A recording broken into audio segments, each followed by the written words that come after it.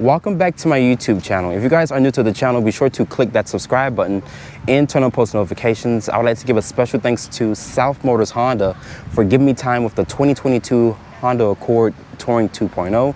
If you're in the market for a Honda, you can come check out South Motors Honda and they will get you into a new or pre-owned vehicle. But let's talk about pricing here for the 2.0 Touring. Starting price is at $38,050, including destination.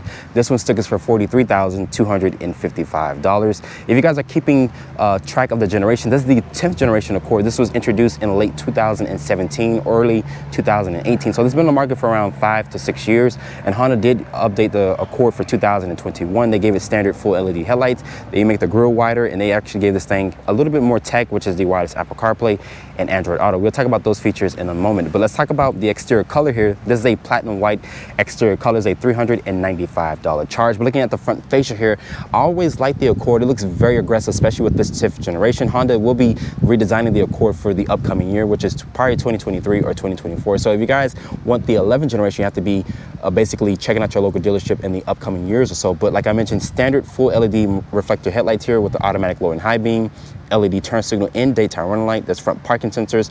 This platinum white exterior color looks really good with the chrome and gloss black trim. Like I mentioned, Honda did tweak the front fascia for 2021. So there's no changes for 2022 because they made those changes last year. There's the Honda emblem here front and center. Also with the Honda sensing, which is below. Like I mentioned, front parking sensors, and they redesigned the actual fog light housing here. Now they're more of a circle instead of that horizontal bar which they offer in the previous year. And this area here is functional here to put an air curtain over the brakes and wheels. Looking at the side proportions here, this has a 111.4 inch wheelbase with an overall length of 196.1. So this is probably one of the longest cars in the mid-size sedan segment. Looking at these tires and wheels here, one of my favorite rim designs. When Honda first showed off this car, I wasn't a big fan of the rim design, but now this rim design is basically growing on me. I like the multi-spoke finish here. Very good tire that they use here on the 2.0. And all Honda Accords still remain front-wheel drive. If you guys want all-wheel drive, you have to look at the other competitors in this segment. But looking here at the mirror cap, there's going to be an LED side marker, and my model comes standard with this sunroof here because it is the 2.0, so it is fully decked out. There's some chrome, the actual door handles, and I actually lock the car. You can unlock the car when you put your hand behind the actual door handle. There's some more chrome trim here at the lower part of the door panel. But overall, this car is a really good size in the mid-size sedan segment. But let's take a look at the rear of the Honda Accord. Looking at the rear of the Honda Accord, looking at these taillights here, they do have this interesting design cue to the actual taillights. They remind me of a lobster claw. It's going to be incandescent turn signal and reverse light with this LED brake light, so it's an LED combination. There's the Accord name, which is spelled out. There's the Honda emblem here, also with the 2.0 Touring badge. There's rear parking sensors, also with this dual tip exhaust, which does have this chrome finish to it. There's the backup camera here, also with an LED light for the actual tag. Open up the cargo back here. Once it opens up, it reveals 16.9 cubic feet of space. It's one of the largest in the actual segment. Some other competitors offer 15.3, which I'm talking about the Camry. So if you guys are looking for the largest trunk in the actual segment here, you have to look at the Honda Accord. And underneath here, Honda does equip my model here with a temporary spare tire instead of a fix-a-flat kit. There's some grocery hangers back here. You can also fold the seats down to do a 60-40 split. But overall, let's hop into the interior of the Honda Accord. Sitting inside the interior of the Honda Accord Touring, as you guys can see here, my model does have this two-tone color combination. I'm going to be super brief with this interior because I don't want to bore you guys, because I showed you guys an Accord less than a month ago. As you guys can see, like I mentioned, very nice two-tone color combination. There's this nice wood finish to the actual dash. I'm pretty sure it's a fake wood trim, but it does look very real. This is an 8-inch display. This does come standard on all models. If you guys want the wireless Apple CarPlay and Android Auto, you have to step it to a top trim in order to get those features. But reach over here to shut the door of the Honda Accord. The door sounds very solid. The push button start is down here. Once you guys do that, you guys can hear that 2-liter will come to life. The gauges will do a nice sweep. It does have this partial display here that you can customize. Unfortunately, if you guys want a full digital display, you have to look at the other competitors in the segment. Not the door panel materials very quickly here. Pretty decent material. Nice finished wood trim here on the actual door panel with this aluminum painted door handle. There's 2 person memory seats. There's your mirror controls here, lock controls. It is auto up and down only for the driver, not for the rear windows. The other competitors, some other competitors offer express up, express down for all 4 windows. This area is going to be nice and padded. Additional cup holder and space. There is a trunk release button there. Over here is for your heads-up display, your trip reset computer, the Honda sensing, parking sensor, stability control. This is a manual tilt and telescoping wheel. It does offer a great amount of range and adjustability. There's paddle shifters for the 10-speed auto. There's your headlight and turn signal stock. Wind wiper sockets right there. There's the Honda emblem on the actual airbag cover, your volume and voice controls over here. Over for your driver's assistance. And my model does have this nice bright heads-up display. You can also show your driver's assistance stuff in there. As you guys can see, it will display once you have it set up already. Very bright heads-up display. The materials on the dash, soft touch ejection molded plastic. There's these big volume and tune knobs here. As you guys can see, my iPhone 13 Pro Max is not in sight because it's actually on the wireless phone charger, which is inside this little cubby here. There's 2 USB ports, also with a 12 volt. There's 2 level heated and cool seats. This does have dual climate control. There's the air vent here with the hazard button. The materials, like I mentioned on the dash, soft touch material here. There's 2 cup holders here. This does have that 10-speed auto, so as you guys can see, there's this push button style transmission.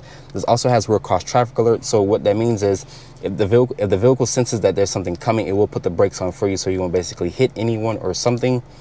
You click N to go into neutral, you click D to go into drive. There's an econ mode, sport mode, electronic parking brake, brake hold, and you click P to go back into park. You can close this off if you would like. Like I mentioned, the push button start is right here. This area here is going to be nice and padded. It does reveal a decent amount of storage. You can also slide this forward and back if you would like. You probably put some items on this if you would like. There's also a 12 volt in there and whatnot. The seats are supportive and comfortable. And above me, there's just a standard size sunroof. I have it open right now so you can let more light into the cabin and air. There's a sunglass holder here. It's going to be incandescent lighting throughout the cabin. Most owners might switch them out for LEDs. Looking at the glove compartment very quickly, very large storage there, as you guys can see. But overall, the interior of the Accord, it does still feel very modern here, but like I mentioned, Honda will be updating the Accord in the upcoming years, so be on the lookout if you guys want a new version of the Accord, probably for 2023 or 2024. Before getting into the backseat of the Honda Accord, let's look at the door panel materials very quickly here. Pretty decent material. There is this aluminum painted door handle with this wood finish trim here. The switchgear feels really nice. There's 3 level heated seats back here. There's additional cup holder space down here. This area here is going to be nice and padded. But getting back here, this is why you guys go for the Honda Accord, in my opinion, because it does offer one of the biggest back seats in the actual segment at 40.9 inches of legroom. As you guys can see, I have plenty of foot space underneath the passenger seat. There's rear air vents here, 2 charging ports. I'm surprised to see that there's this hump here because this is a front wheel drive car. So our Accord still remain front wheel drive. If you want all-wheel drive, you have to look at the other competitors. The seats do feel very plush and very supportive. Like I mentioned, they're 3 level heated seats. The lighting is going to be incandescent. Most owners might change it to LEDs, but there's the standard size sunroof. For this generation, Honda does not offer a panoramic sunroof. Hopefully they might offer it for the 11th generation, and also they might offer cool seats because my model does come equipped with 3 level heated seats. But pulling this armrest down here, it does reveal 2 cup holders and a nice padded area here to rest your elbows, especially on a long road trip. Let's talk about the powertrain specs here for the Honda Accord. Honda will offer this with 3 different powertrains. The base models get a 1.5 liter turbocharged 4-cylinder, which makes 192 horsepower and 192 pound-feet of torque. It is paired with a CVT transmission. If you guys don't want the base powertrain and you're looking for fuel economy, Honda does offer a hybrid option, which rides on the Atkinson cycles, a 2 liter 4-cylinder. That powertrain makes 212 horsepower, so it does make more horsepower compared to the base powertrain. If you guys don't want neither one of those powertrains, you're looking for performance, I would recommend going for the detuned version of the Type R engine, which is a 2 liter. It does have direct injection. It's VTEC. It's a 4-cylinder, of course. This powertrain right here makes 252 horsepower and 273 pound-feet of torque. It's the only car in the segment to offer a 10-speed automatic transmission, which was the in-house design transmission. So that means Honda did design this transmission on their own. Fuel economy is rated at 22 in the city, 32 on the highway, and 26 combined. If you guys are looking for fuel economy, like I mentioned, you have to look at the hybrid powertrain, which will get over 40 miles per gallon, and all Accords still remain front-wheel drive. Unfortunately, if you guys are looking for all-wheel drive, you have to look at the other competitors in the segment. So starting off in the 2022 Honda Accord Touring 2.0, this does have a detuned version of the Type R engine. This powertrain produces 252 horsepower and 273 pound-feet of torque, and all Accords still remain front-wheel drive. So if you guys want that all-wheel drive options, you have to look at the other competitors in this segment. But me personally, I just recently drove the K5 GT, and I can tell you right now, these 2 vehicles do compete in a very strong way. This does have a 10-speed compared to that wet dual clutch that I sampled in the K5. Let's put this vehicle into a sport mode here. And this also has adaptive damper, so it will basically smooth out the ride.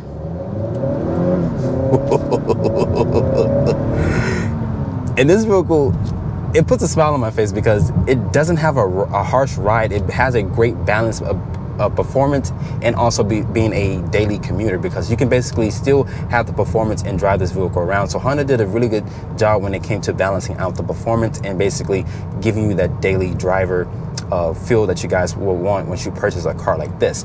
Let's talk about the driver's assistance. It does have a lane keeping assist, the lane departure, also with forward collision warning, with emergency braking, blind spot monitoring, also with adaptive cruise control with stop and go. So basically, once you set the cruise control here, this vehicle will basically modulate between the brake and throttle, so it will not hit the car in front of you once you have the distance set to your liking. The seats in here, they're supportive, they're comfortable. They're also 3-level heated and cool seats. The cool seats actually blow a decent amount of cold air. Compared to the K5 that I tested, I think the K5 does have just a little bit more of have a more cold feeling when it comes to the cool seats. So I think Honda should basically update it just a little bit, but the cool seats do blow really nice cold air. The visibility out of this vehicle is very great. You can see out the back very well, very low dash. This also has wireless Apple CarPlay and Android Auto, as you guys can see. Very snappy screen here. It doesn't even lag. And also to connect the wireless Apple CarPlay, for me personally, is very fast, and it wasn't laggy, anything like that. You know, once you guys start up a vehicle, sometimes it is a little laggy. But this vehicle didn't offer that. It didn't give me those problems. Like I mentioned, from underneath the hood, it does have a 10-speed automatic transmission. It does have a 10-speed auto. And it's very beautiful. The 10-speed doesn't feel like it's hunting for gears. Honda did a really good job when they programmed the 10-speed, or basically hooked it up to this powertrain. But let's do an acceleration run here very quickly here. Let's come to a stop. And we're going to turn off the traction control. I already know what's going to happen, because it is front wheel drive. It's feeding over 250 horsepower to the front wheels. Yep. Kind of left 2 little black marks in the road. And this powertrain is very good. I mentioned it's a 10-speed auto. Yeah, this powertrain is just beautiful with this 2-liter powertrain. The steering feels a little light, surprisingly. Even though it's in sport mode, I thought it would be a little bit more heft to the actual steering. But me personally, it's not a deal breaker. The ride quality here is very good. Like I mentioned, this does have adaptive dampers, so it will smooth out the ride. In sport mode, it doesn't feel harsh, but this powertrain, it does have a great power delivery. But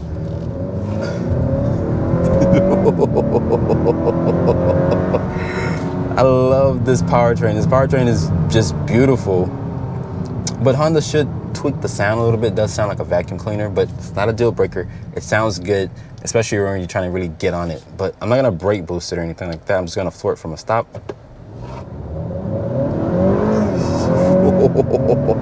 It's cutting power. But like I mentioned, that 10-speed auto is very beautiful. I think 0 to 60, maybe 5.5 seconds or 5.6 seconds.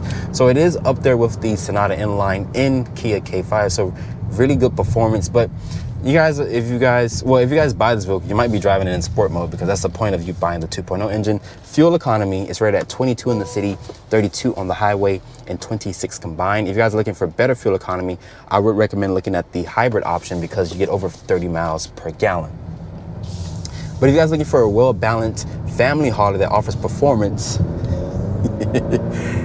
and decent fuel economy and the performance variant, I would recommend looking at the Honda Accord. It's one of the best cars in the segment, in my opinion. After spending time with the 2022 Honda Accord Touring 2.0, hope you guys have enjoyed this review here. Be sure to follow me on Instagram @DriveOnReviews and hit that subscribe button. And I'll see you all in the next review.